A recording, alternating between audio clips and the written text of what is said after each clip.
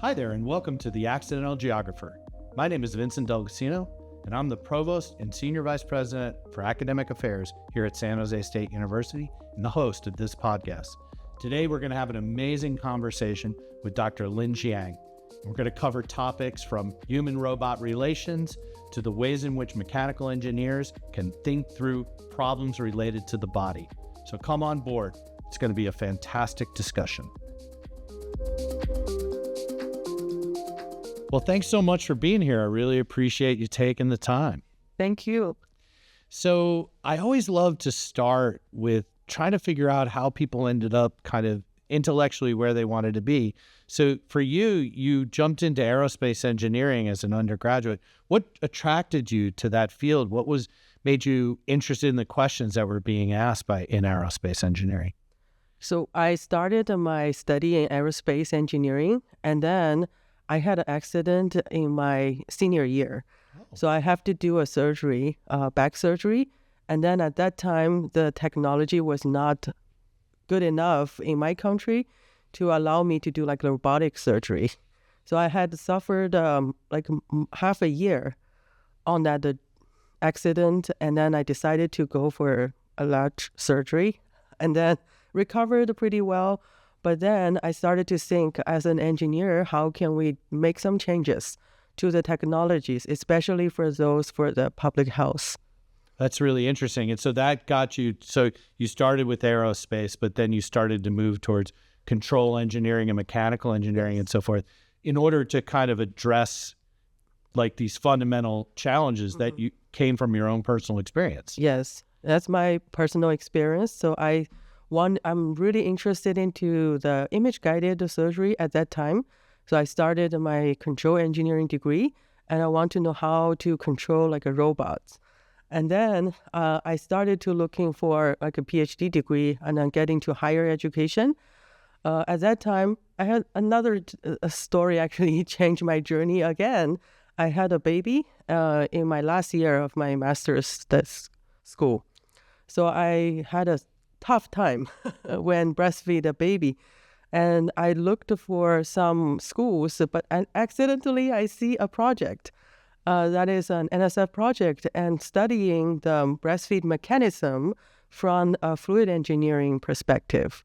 So then I said, I have to be on that project. I told myself, and then I started applying for that project and then get accepted by my advisor.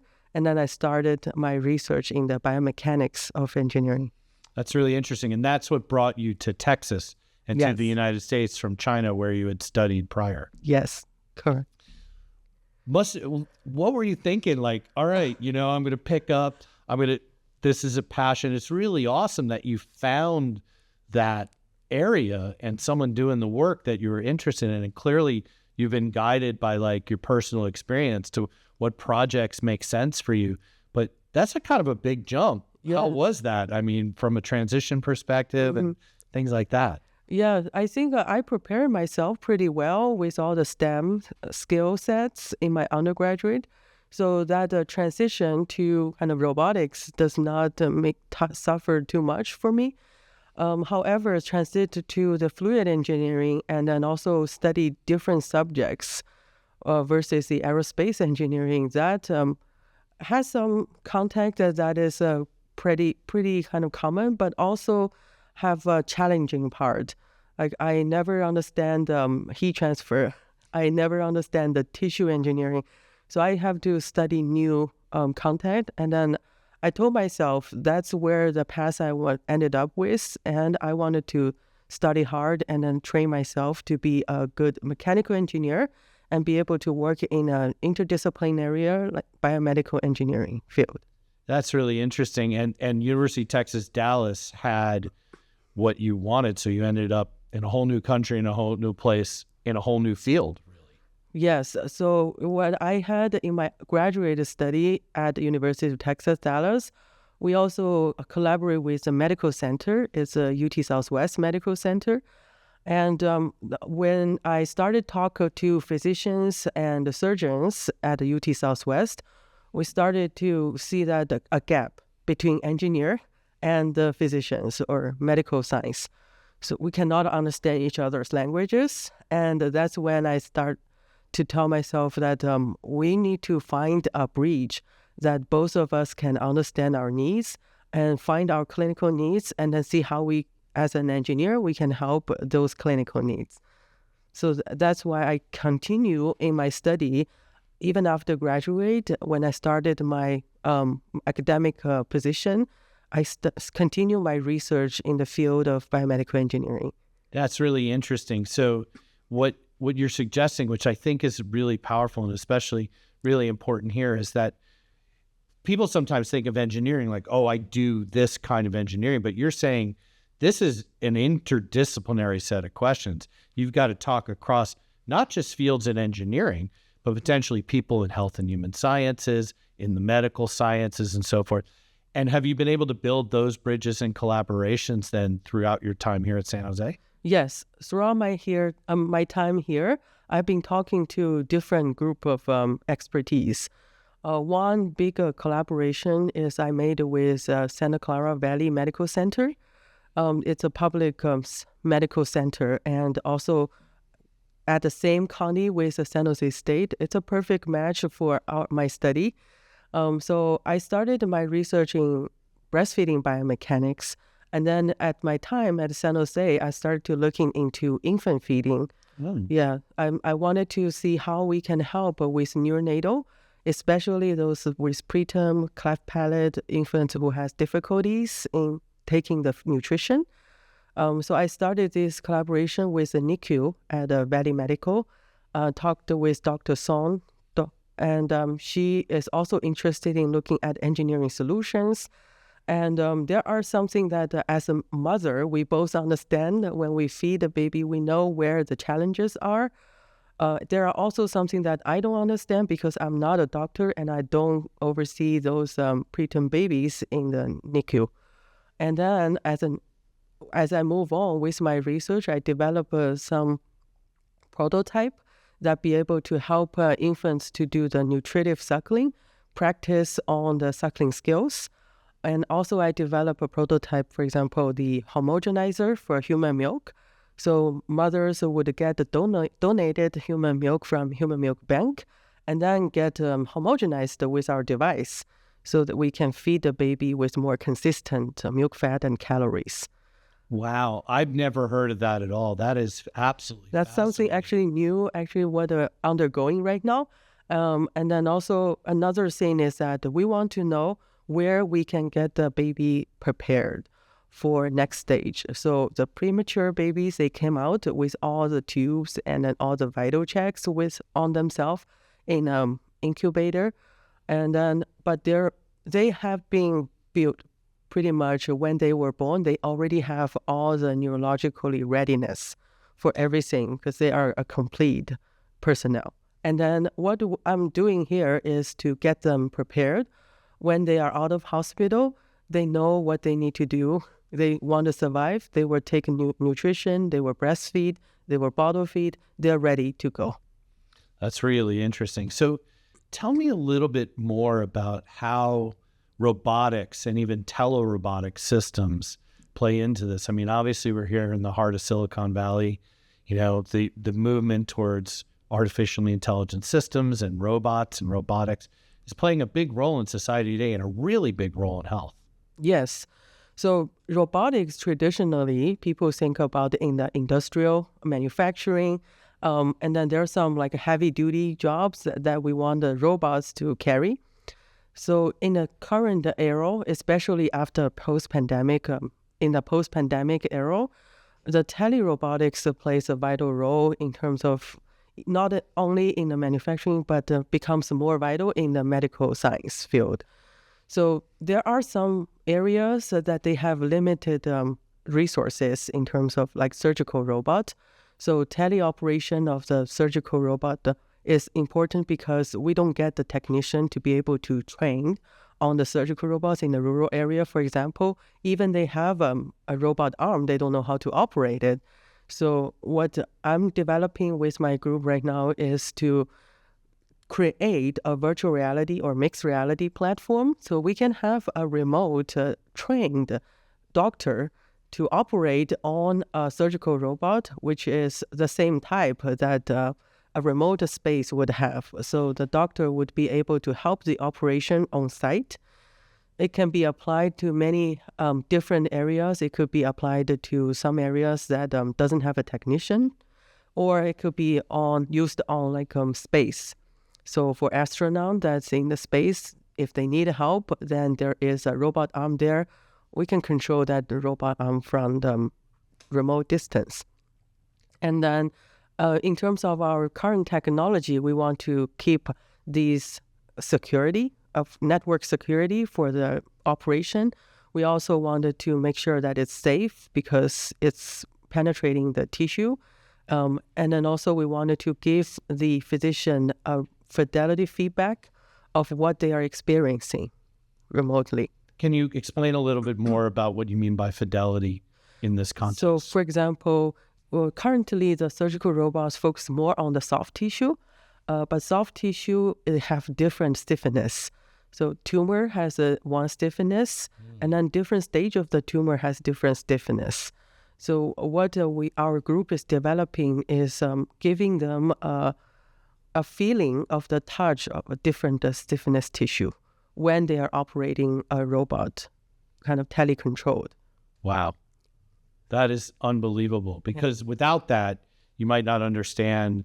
So you have to, in real time, have the robot connect or touch tissue, then send that back and come up with a way that someone would understand that from the feel, the haptics, the connection of the hands or something. Right. So it's feel of touch or haptic, as you mentioned, that we wanted to have the operator, or we call it a master side, to understand that field of touch so it could better help with the remote side work. That's amazing. Yeah. So I'm just floored right now. I mean, it's so interesting. And I don't know if you know, I've been writing about robotics and robotic systems, and I'm a health geographer by training. And I've done some thinking about this, but I've never done it to the depth that you're working on now. So the other side of that is also now the ways in which wearables and other robotic systems are being integrated into healthcare. And I think you're working on some of that as well. Yes. So that part in a bigger picture, it will be human-robot interaction. So the wearables that we develop, there are exoskeletons, there are wearable, upper limb wearable, or there are wearable gloves that we develop is more of like a sensing technology for these human activity. Similar to the watch that we were, like the watch that has sensors that we will have, the Alexa Ring that it's going to detect our sleep quality, similar to those wearables. And what's nice about wearables is it collects biometric data, and we send it to a server and then analyze it for these particular human being. And then we can use that data to do, kind of analyze it and then to do suggest other things. Human-robot interaction is a big part. Actually, what I'm working on it right now is for the hospital environment. That's another collaboration that I'm making with Valley Medical. So the idea is that if everyone is having their kind of consistent wearable device with them, or with their, or have a phone, or have a watch, or have something wearable with them, and then we centralize all the data, then we were able to centralize the data, and then we were able to understand what their needs are. So, for example, in a hospital, if I'm walking in and I wanted to see a department physician, and I don't have to kind of make appointment ahead of time, my Vital is going to send the data to my physician already, and the appointment already pre-made for me, and then I walk in, I just go to where I wanted to be. Save time and then energy, and then save a lot of personnel in many different aspects. Yeah, it's really interesting. It changes our relationship to health too. Right. You know, when all of a sudden it's extended and you're connected to it.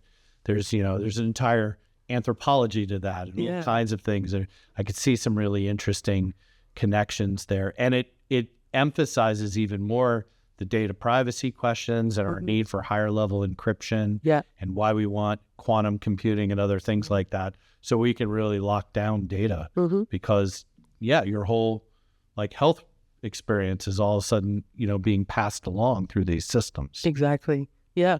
So for that, I also, like you mentioned before, because of the interdisciplinary nature of that project, I also work with social scientists and psychology, and all these professors at San Jose State. We were thinking about how the technology impact and social impact for the public health, and then what are we going to get considering the human aspects, human factors, and in terms of design, the wearables, we should consider those human factors because eventually that will be used by everyone. Yeah, no, it's really interesting. And we have this very large, significant human factors program with NASA, right? And we've run a very large program out of psychology. So it's really fantastic that you're working on that. So some of the other things you do, I have so many questions now, I can't even begin to I want to go back for a second because I want to talk a little bit about some of the actual prototyping you've done, some of the work you've done to study, and the one on creating an actual smart breast pump obviously came from you said your own personal experience, but what's the technology you're bringing there, and what were you trying to really solve with this new technology, and how is it going? Have you advanced that work in any way, and what does it look like? Yeah. So the smart breast pump is the first thing that I started prototyping after I joined San Jose State. So from my previous study, including the clinical preliminary work, I found that 99% of mothers suffered from the breast pump, commercial breast pumps. So including myself, and I studied the the mechanism of the commercial breast pump. I also studied the mechanism of an infant feed. Comparing them, I saw the data that's really different. So the commercial breast pump created 4 times larger vacuum than an infant would create. So mothers have no choice. So they can only buy something off the shelf. Right. And that's the only option they have. And for the good of a baby's nutrition, we sacrifice the comfort. So what I'm doing here at San Jose State, I develop a smart lactate breast pump. I give it a name because it's more of a better lactation. And the idea is that I'm doing the AI pumping, and I wanted to switch the pressure between the peripheral, like the compression pressure, and then the vacuum pressure. So in the old days, when there's no breast pump, mothers would do hand massage and then hand pump. So basically manually squeeze the milk for their baby. And why can we do it together with the vacuum pump we have? So what the technologies that we have on our smart lactate breast pump is we incorporate artificial muscle on the pump.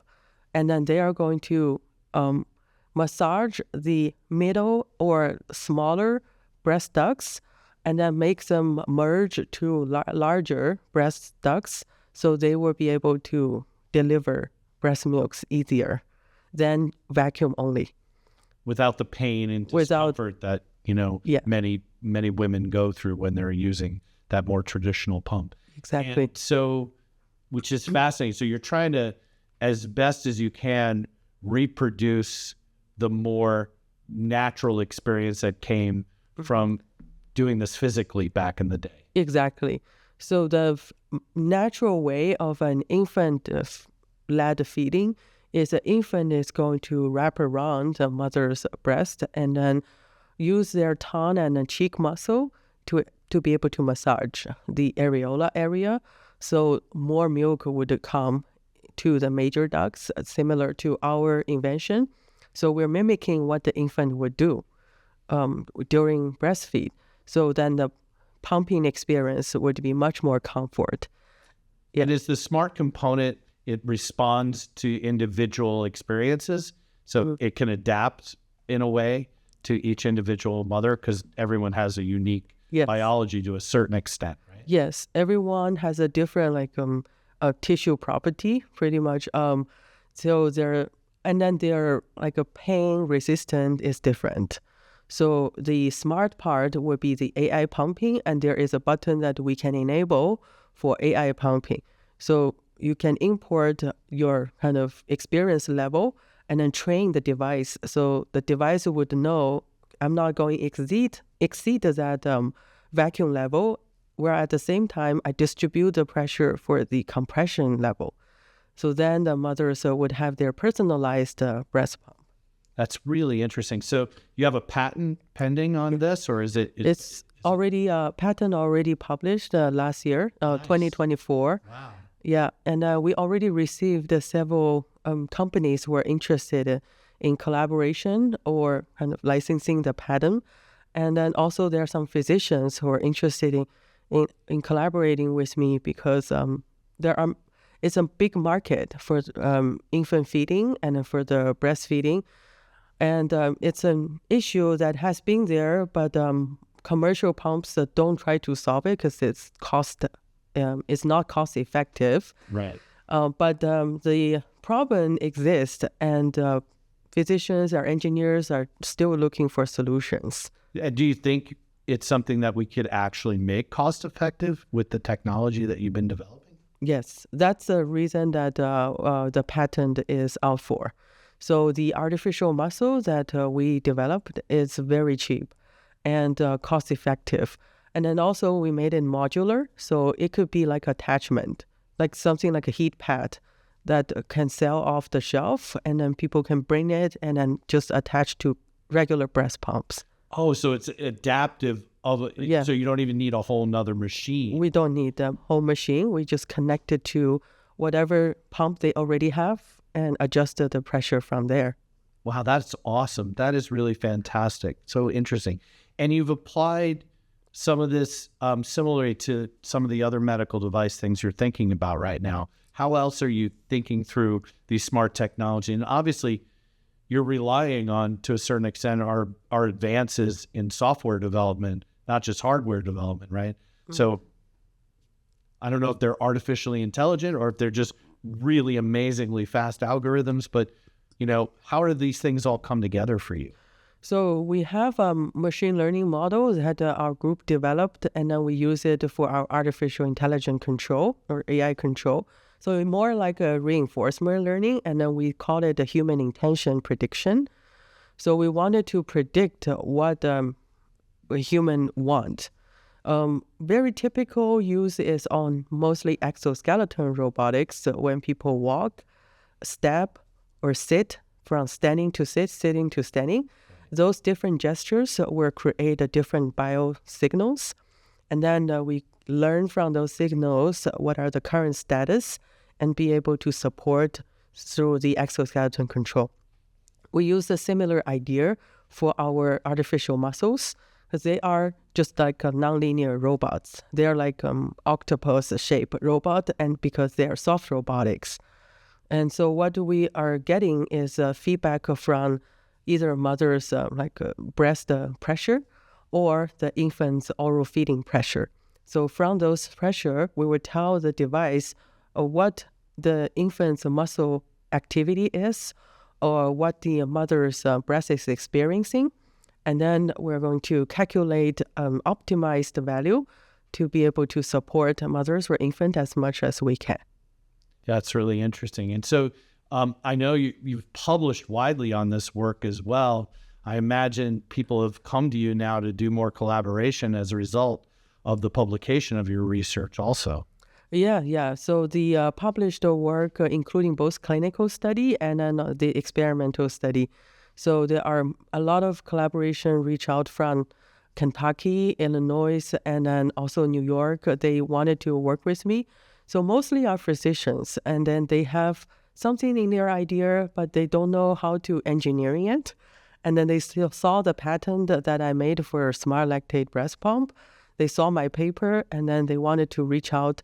They reach out through the Office of Research and Innovation, and then want to ask me how we can develop device that will work in a clinic. That's really amazing.